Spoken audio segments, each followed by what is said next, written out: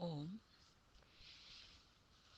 आइए परमपिता परमेश्वर को श्रद्धापूर्वक स्मरण करें।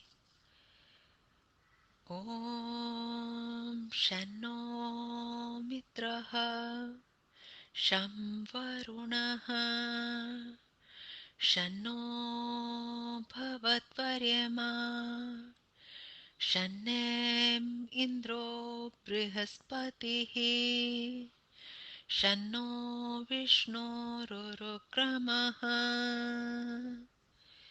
ओम। आइए वेदवाणियों को अपना अस्त्र बनाते हुए हम प्रभु प्राप्ति के मार्ग पर चलें। सृष्टि के प्रारंभ में दी गई ऋचाओं का स्तवन करें और यथासंभव अपने जीवन को वेद ज्ञान के अनुसार चलाने का प्रयत्न करें। आज का वेद मंत्र वैदिक विनय नामक ग्रंथ से आचार्य अभेदेव विद्यालंकार जी की कृति और ऋग्वेद का 10वें मंडल का 137वां सूक्त दूसरा मंत्र। मंत्र का शीर्षक है दो प्रकार की वायुएं। ऋषि हैं कश्यपः देवता विश्वदेवाः छंद अनुष्टुप। मंत्र पाठ। ओम द्वाविमौ वातौ वात आसिन्धोरापरावतः दक्षं ते अन्य आवातु परान्यो वातु यद्रपः। शब्दार्थ।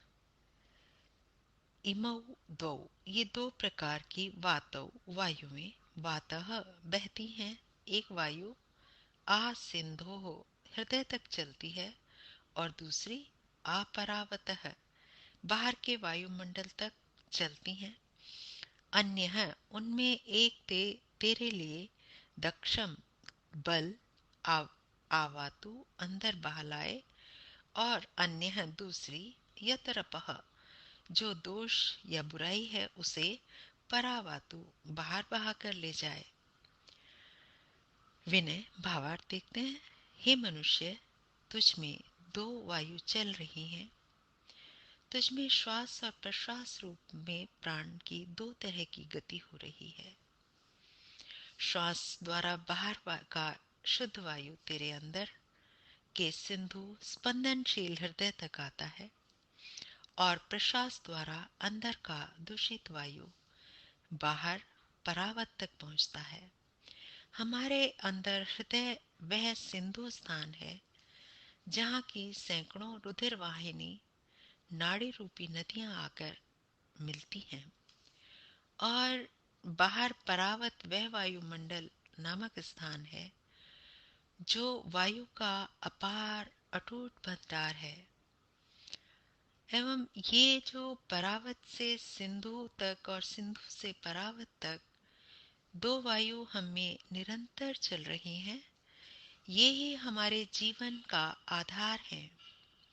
क्योंकि इनमें से पहली वायु श्वास हमारे सिंधु में बाहर से प्राण और नवजीवन लाती है और हमारे रुधिर के एक एक कण को नव बल से संयुक्त कर देती है।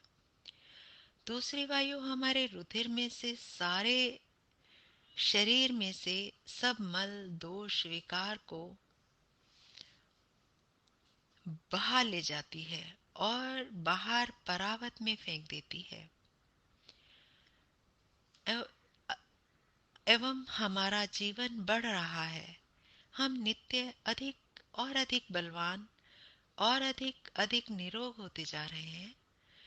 पर हे मनुष्य, यह द्विविध प्राण क्रिया केवल तेरे भौतिक जीवन का सिद्धांत नहीं है, किंतु तेरे मानसिक और आत्मिक जीवन का रहस्य भी इसी में है। तू जानता नहीं है कि सब महामना महापुरुष अपने श्वास द्वारा केवल शारीरिक शक्ति को नहीं किंतु उत्साह, धैर्य, बल, सत्य, प्रेम आदि सब मानसिक और आत्मिक सद्भावों को अंदर ले रहे हैं तथा प्रश्वास द्वारा सब मंदता, कायरता, अशक्ति, झूठ, घृणा आदि सभी असद्भावों को बाहर निकाल रहे हैं और इसीलिए वे महान हुए हैं। प्राण के साथ मन ऐसा जुड़ा हुआ है कि तू श्वास के साथ जो सोचेगा वह तुझ में आ बसेगा और जिसे प्रश्वास के साथ ध्यान करेगा वह बाहर निकल जाएगा। तनिक अपनी प्रार्थना में तू इस सिद्धांत का उपयोग करके देख।